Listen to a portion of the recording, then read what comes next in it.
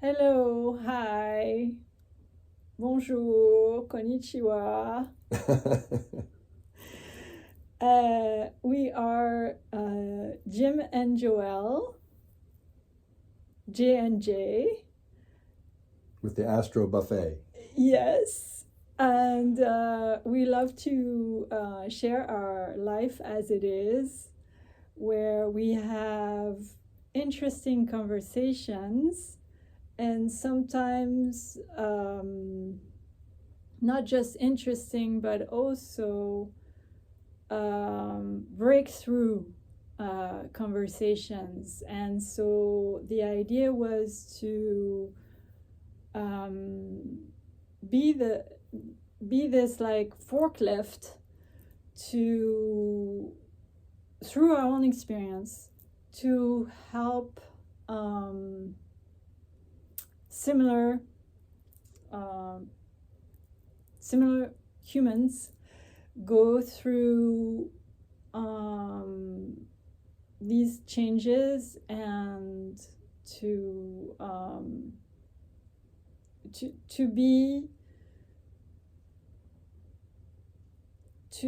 be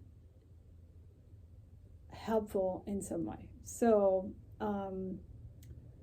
what we have for ourselves is, of course, we talk about astrology. Of course, this is the J&J buffet, so a lot of things are coming into that big bowl of practices and Astro salad. tools within the context of astrology as well. And yet we're not just astrologers, and we're not just fellow practitioners, spiritual practitioners on the path. We are that. We definitely are that. At the same time, as a couple, we were given a mission, and it has been just our couple, us coming together, has been responding to a call of a mutual spiritual goal that sits in the center of our agreement. Every couple has an agreement, and for many it is unconscious because it is ruled by our unconscious, our instincts. And so of course the attraction is the main driver to a couple actually setting up, actually hooking up, actually getting into more important questions like, are we going to be serious? Are we going to be well, it can be unconscious or it can be conscious. And in our case, we waited long enough from each of our sides to have a conscious goal. And first of all, the energy that was set up was having freedom. Freedom is not something that comes after we unite. It's already there. And with this, there is no need to claim it, at some point in the relationship because we feel we lost our freedom.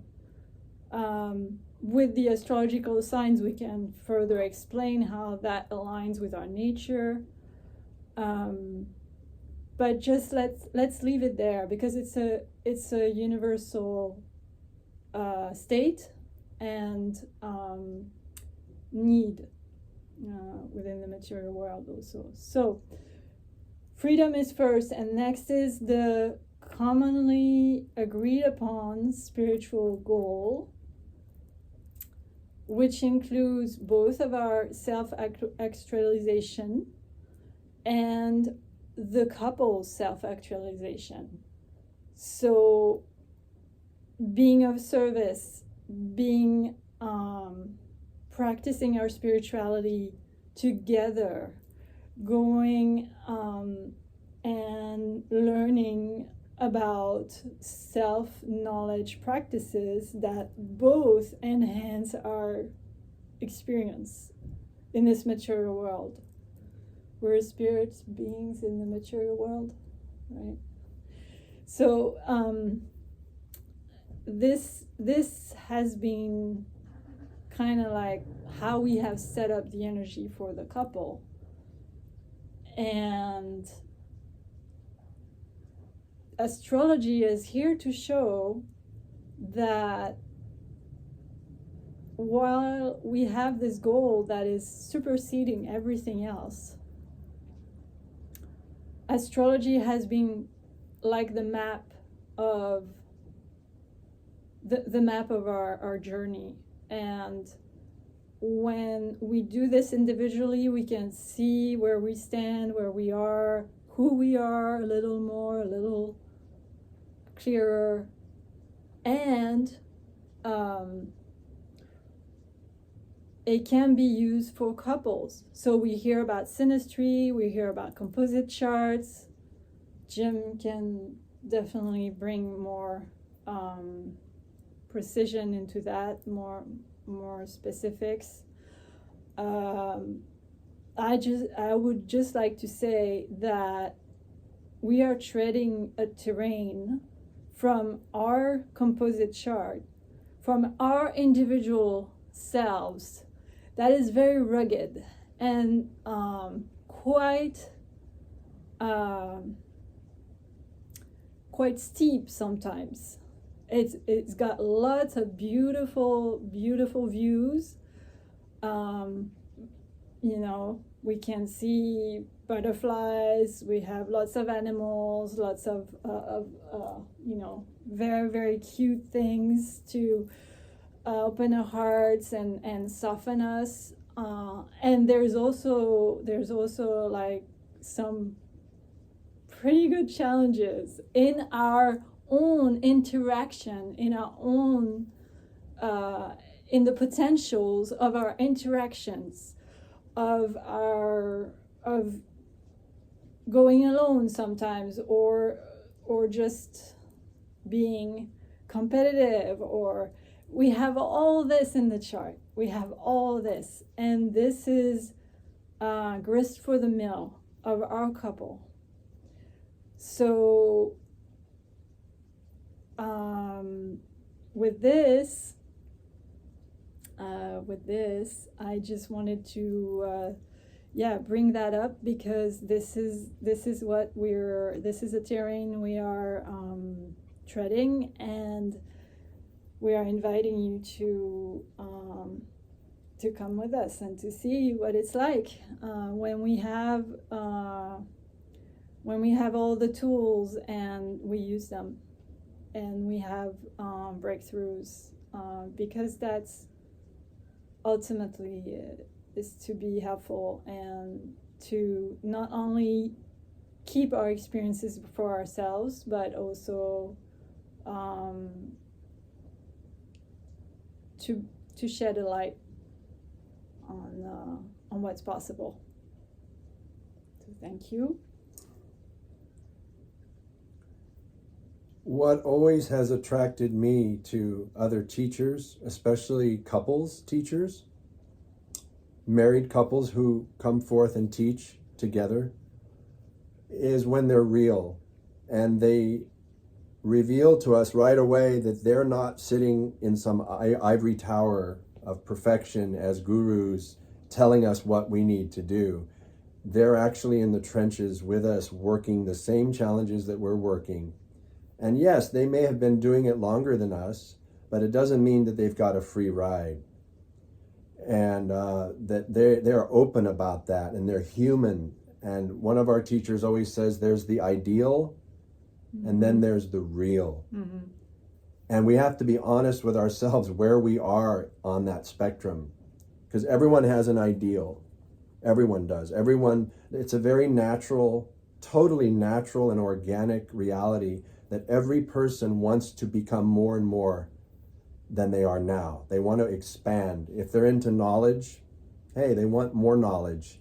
If they're into money, they want more money. If they're into pleasure, they want more pleasure. If they're into traveling, it could be anything. But the fact remains, one thing we all have in common is that we want to be better than we were. We're doing the best we can with what we've got to work with right now, and we know we can be doing better. And that second part is what drives our evolution forward. And and just what she said about respecting each other's free will.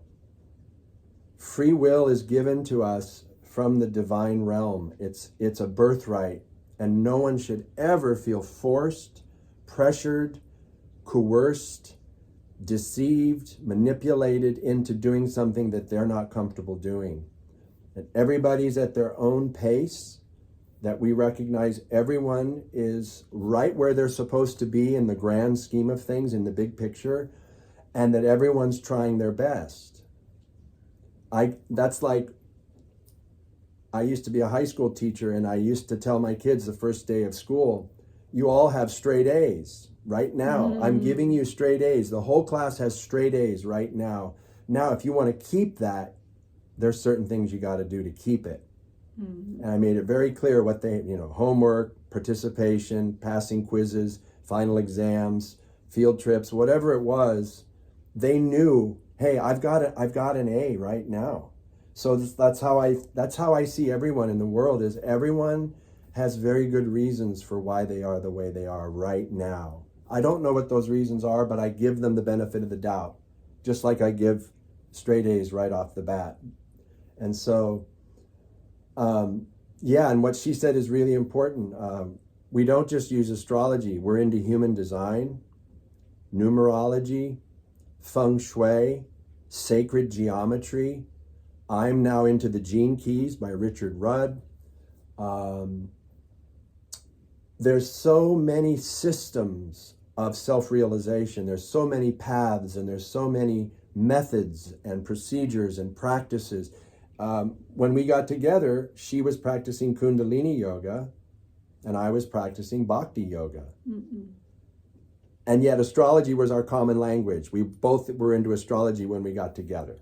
And I love the fact that she mentioned that we started later in life. I didn't get married till I was 50. When I married her, I was 50. So I'd had a lot of life under the bridge already.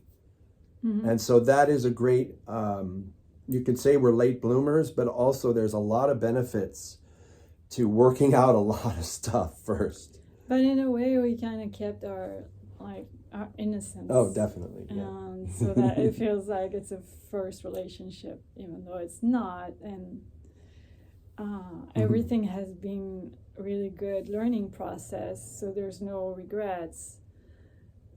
Where it gets really, you get the fruit of one relationship is when you decide this is the end of the road. Because then it becomes your yoga. It becomes your teacher. Not the person you're facing. That's very different. That's why there's so much to differentiate.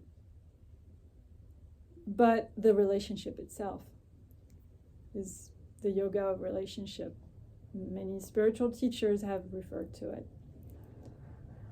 Now, if we want to, we have also to let go of all the conventional ways we have been looking at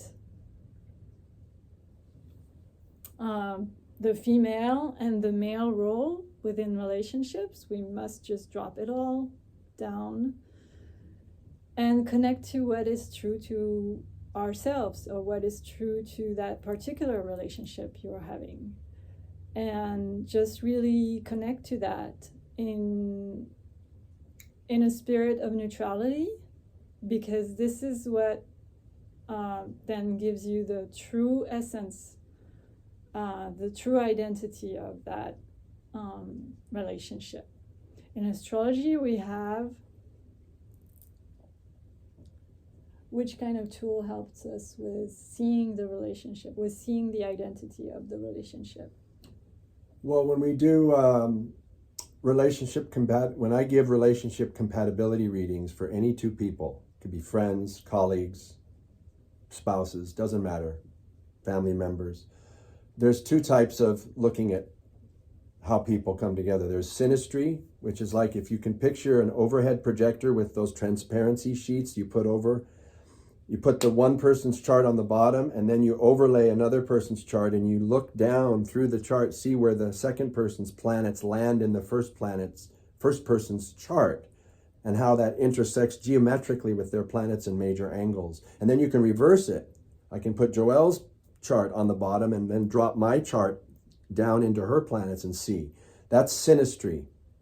And that's a big reading in itself. But then there's a method that most astrologers are very familiar with, which is called the composite chart. And the composite chart finds the midpoints between her sun and my sun, her moon and my moon, her Mercury and my Mercury, and finds those midpoints between them, and then casts that chart as the chart of the relationship itself.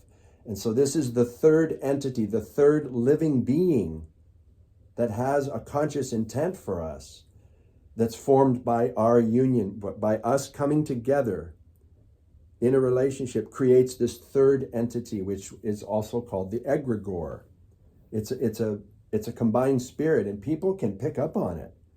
In Tantra tradition, the egregore is revered and it's real. It's kind of the mandala. So that chart, if we just use astrology as a support for that, this is the mandala of the relationship, or the yantra of the relationship, where you focus your attention in order to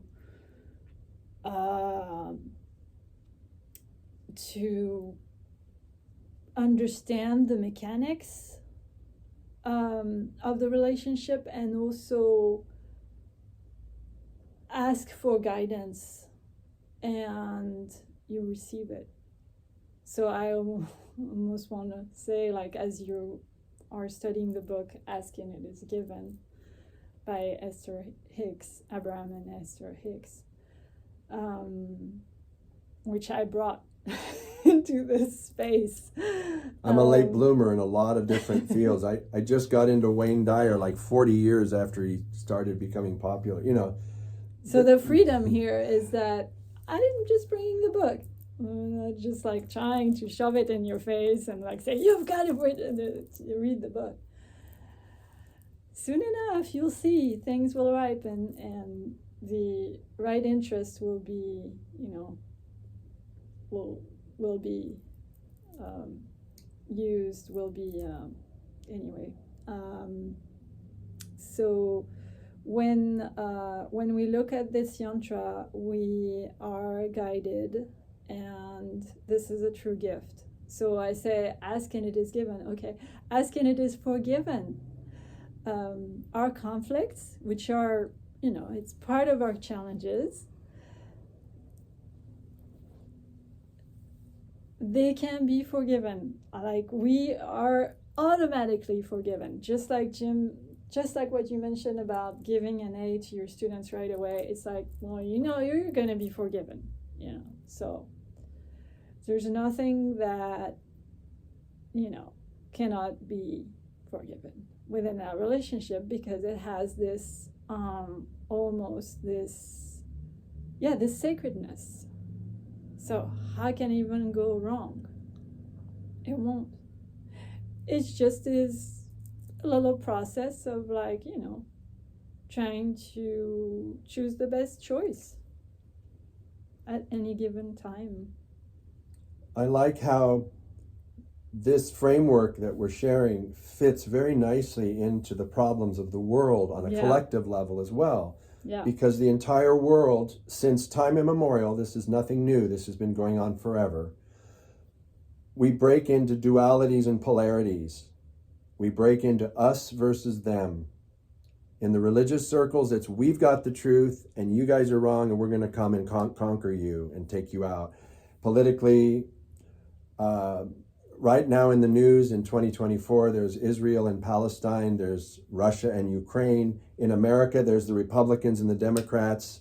There's pro-life versus pro-choice. There's so many divisive polarities and Right. dualities that are ripping us in half.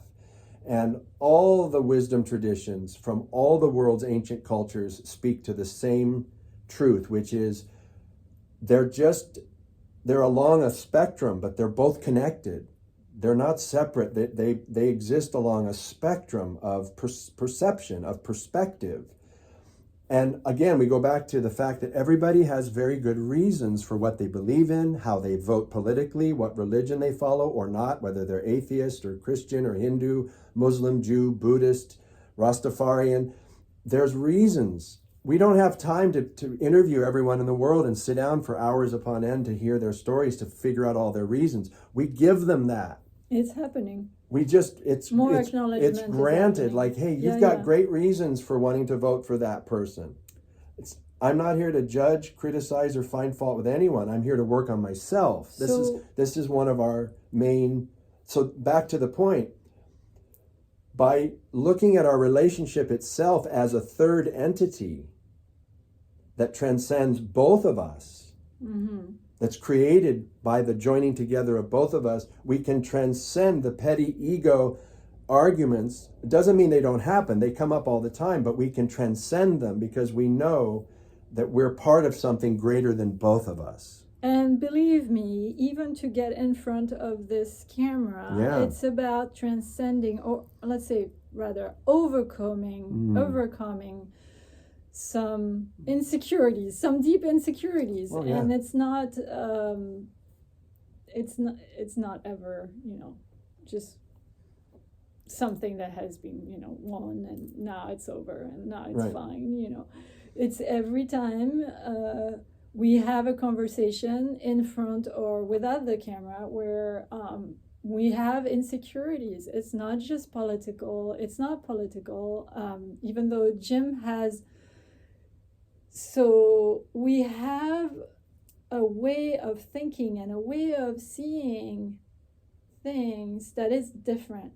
Even though we're looking at the same thing, our perspective is different just within a couple. So like Jim brings up the world analysis, and I'm just focused on what we're dealing with here, within our four walls. And it's nothing wrong with these two perspectives. They can cohabitate together. They can coexist together. Cohabitate. But there's value in bringing things that we don't usually bring up, in bringing things that are insecurities. Like I don't think I was able to do that. Like how and then the couple comes in and goes like, yes, you can. Like, here, I'll show you. And things like little things like recent progress, recent productive achievements. RPAs. That we call RPAs. Recent positive achievements. Oh, positive, yeah. Things like that, where we are navigating the world of like recently we navigated the world of law and things that are pretty daunting, yet the relationship all the way through has guided us through not only completion of what we needed to do, like on our end, because we had some help from outside, of course. We're not on an island. We are so connected to a lot of people, some of you watching this as well, and it's real, and it's a co-creation. It's not about just us, getting all the right, ticking all the right boxes. It's not happening. No. But if we do our part, if we just do our sadhana, if we just respond to the call of this common agreed upon goal, and we do this on a regular basis, not just when we sign the paper and say like, I'm agreeing. Constantly being reminded, constantly looking at that yantra of the relationship. We are real. That's accountability within the relationship. And this is a together relationship. This is a marriage relationship. It can be applied to any other relationship. So we'd like to invite you to this. There's going to be humor, of course. There's going to be like crisis. Grit. There's going to be... The human element. The imperfections, the insecurities, the dysfunctions, the obsolete ways of looking at things that we're bringing in from our ancestors, from our genetics, from our cultures. She's from France. I'm from America. There's big differences there, internationally speaking. So many things like they do in France. Quirks. You know, things that are normal in France. When she moved in with me almost 10 years ago, I'm like, that's not how I was raised. That's unacceptable. And then you come over time to realize that's what makes life worth living is learning, as Joseph Campbell, one of my early mentors back in the 80s, used to say, marriage is not a love affair. It's an ordeal. It's a yielding to the egregore, to the third entity, which is it's cooperating with where the relationship wants to go, not where I want to go or where she wants to go. It's where we are going. And it's about concessions and compromises and not getting your way all the time. Whereas I was single until I was 50. And it's also about channeling your desires within that, within that support, within that platform, that giant platform that is, in a way, sacred. And so you just offer it, just offering it all the time. You offer those desires, those insecurities, everything else. And fears, phobias, hang-ups, dysfunctions, addictions. Right. And instead of habits, just like ultimatums and traumas, no way out, we have breakthroughs.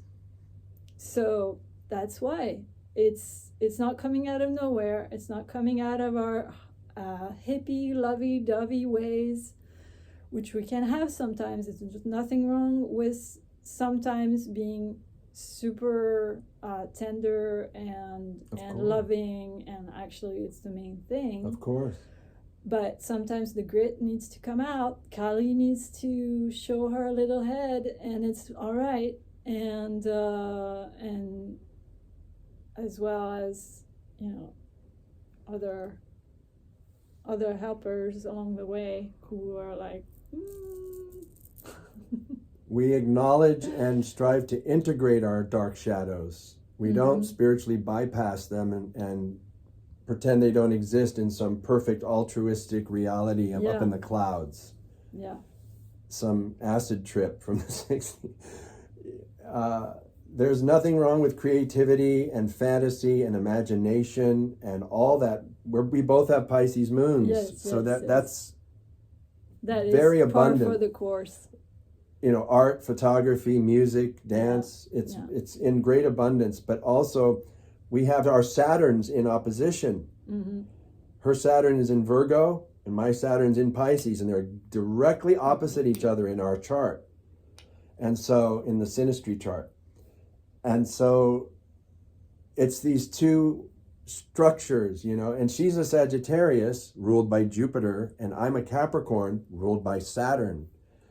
And also, which is very helpful, her Jupiter trines, makes a 120-degree trine to my Saturn. So our solar rulers are in a nice harmonic conversation with each other. Maybe we can make a video of we'll do our chart, of actual... What I wanted to bring up, because we're at 30 minutes already, so I wanted to just close by saying, we have a boatload of difficult aspects in our synastry comparison. Lots of squares, lots of oppositions, and lots of quincunxes, which is that tricky 150-degree dogleg angle, which requires a lot of adjustments, compromise, slowing down, reframing, repurposing.